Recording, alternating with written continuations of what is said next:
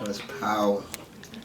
I know there was space on it. Soon as I was thought about it. Yeah, he was like, Wow. If somebody wouldn't understand that like you would, I probably could have scared somebody with that statement. But it's true. damn, it was kind of crazy. Yeah. So how did the success change your life? Well, the success of the most beautiful thing in the world, the release of that album changed my life in the fact that I went from being a person in my first year of college for business administration and being in society and like coming from from incarcerations from like 6 months and selling like hand in hand crack cocaine on my corner where I lived at, to hearing myself on the radio, to getting on a plane and going to perform for people that got the song and the album and understood it, and then they would recite my words verbatim on stage. So it changed my life in a way I think totally as entrepreneur to gain monetary for my intellectual property, and it made me like international recognizable rapper. You know what I'm saying? Professionally. Opposed to going to college, from high school to prison, and hanging out with my gang members, like a group of individuals that gave ourselves a name, our gang LOD, to traveling, seeing new people, making money, and being popular. But I was like 21 years old, so I was started to grow up in public. And my life, like my personal life, spilled over to my professional life, and those habits, the behavior, I took it with me. I didn't leave it on the streets. You know what? That's funny because that leads into the next question. At this point in your career, do you have any regrets from the past wild behaviors that may have had a negative effect on your career? Well, as I know and understand what the word regret means, I don't regret anything that my personal life affected my business life, because it ran hand in hand. My art imitates my life, and my life imitates my art. I would have done things different, like not drink in public places and get into negative situations. Because anytime I got into a negative situation, I was drinking. You know what I'm saying? I had alcohol in my system, and I didn't look at it as the world is looking at me as Keith Murray the artist. I mingled with the people like as if I was a civilian. And the only thing I would have done different was realize that I wasn't a civilian all the time. You know? People looked up to you.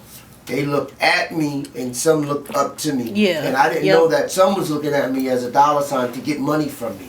So I got lied on a lot. Like, they said that I hurt them a lot more than I did. And I've messed up like $10 million contract with Def Jam for fighting and beating people up in certain instances where I shouldn't. And if I was sober, I wouldn't have done it. So I regret not being wise enough, and nobody had to tell me like, yo, but you Keith, your family is alcoholics, and like they drink, and your blood, you would like alcohol, and if you mix the two, you will always shoot yourself in the foot. That's the only thing, but I don't regret anything. I just know in hindsight that I can't do certain things that I used to. How do you feel about the new era of hip hop compared to like Death Squad era? How do I feel about the new era? Yeah. Opposed to Death Squad era? Just period new era. I just feel that hip hop as a whole has grown, and more types of people participate in it, so it's not gonna be the same rules and regulations that we abided by, opposed to the new era of people that participate in it. You know what I'm saying? Like, you had to be original. You had to be cut from a certain cloth of think and like be original MC, and you couldn't be like an open homosexual and be a recording artist, professional, doing our style of music. Nowadays you can, and there's nothing wrong with that. You know what I'm saying? It just has grown, and different types of people is involved in hip hop now. Not just the people from the ghetto and the hood that hold it as sacred as we cut from that era would. You know what I'm saying? So that's how it's changed. But I like that in it though, because it makes more opportunities for me to roam the earth and be amongst different types of people, and I'm a people's person. When is your next hit coming? My next hit? Yeah, they want to know. Depends on what you regard as a hit, because like my younger family be like, okay, Uncle Keith or Keith, when you gonna be back making records? When you gonna be active on the commercial front? Like I do shows from Thursday to Sunday all around the world. A lot of people don't know that, so they think I'm not doing anything because I'm not top 10 radio. I'm not BET top 10 like I were in the 90s. But I'm just as active, you know what I'm saying? So I want to go back commercial. And I have records now that I feel that with the right representation, a label will invest in Keith Murray so that I can use their machine to get me back in the top 20 and top 10 and top of Billboard and be more commercial. But I got the records. I just have to figure out the approach. And independent, we can do it too. This takes more effort, time, and money, but that I want that big stage. I want to be top 10. I want to be commercial. You know what I'm saying?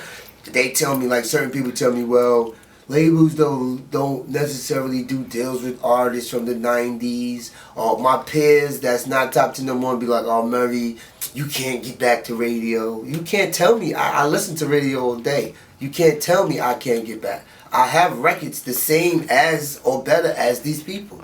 Like Kanye West made a statement in one of his records. He was like, you mean to say these niggas is that better than me? They're not. Yeah. Are you familiar with any Charlotte artists? Well, I've been to Charlotte like 12 times. I know Charlotte, but I'm not familiar with who's on the radio right now. So when I come to Charlotte, I listen to the radio all day. I see what's going on, and I will be abreast before I leave of who's who and what's what.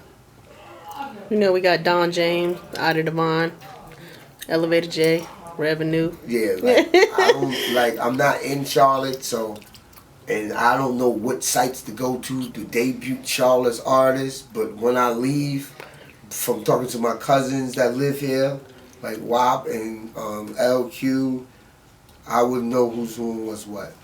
All right. But then when I leave, and if I don't come back for like 6 months, 8 months, I might not be aware of them anymore. That's how big hip hop is. You could be popping in one city, and the next city, nobody don't even know you. Have you ever found the most beautiful thing in this world? Yeah. What is it? My grandmothers and my 3 daughters. That do you do anything for the rise of our nation, and especially in regards to the empowerment of the youth? Well, I do all my life travels. I've done things like went to detention centers to talk to kids at risk, boys and females. I've been to various colleges. When I was incarcerated, I went talked to the college with a panel of inmates to share our life stories, to give the message that you know right from wrong. So as you do right, you get right. You do wrong, you get wrong. All men and women is given the ability to reason for right and wrong through God, and it's up to you to do that which you know is right, you know, opposed to what's wrong. I have aspirations in sharing my experience and be a philanthropist, things of that nature. So right now I'm making an organization that's being incorporated called Show Improve, to have a facility and house these type of programs for at-risk kids that where I grew up from. Okay, yeah, sounds good. Are you on Twitter or anything like of that nature? Or how the fans keep in touch with you? I'm on Facebook, MySpace and Twitter. I really don't tweet that much, but when I have a product, and now that I'm learning how to use it more, I would be on there more and be active with the fans. I'm on Facebook from time to time. I'm active, and I'm on MySpace and I'm active. So once I have a product, I will be on there much more than I am now. Okay. All right, well, that wraps it up. I do appreciate you, Keith Murray, in the house. Actually, first interview in the Metro Proponent office. He already knows. And this office is immaculate. Yeah, we got him. You got all your stuff up. I really like this. When y'all on, what was it?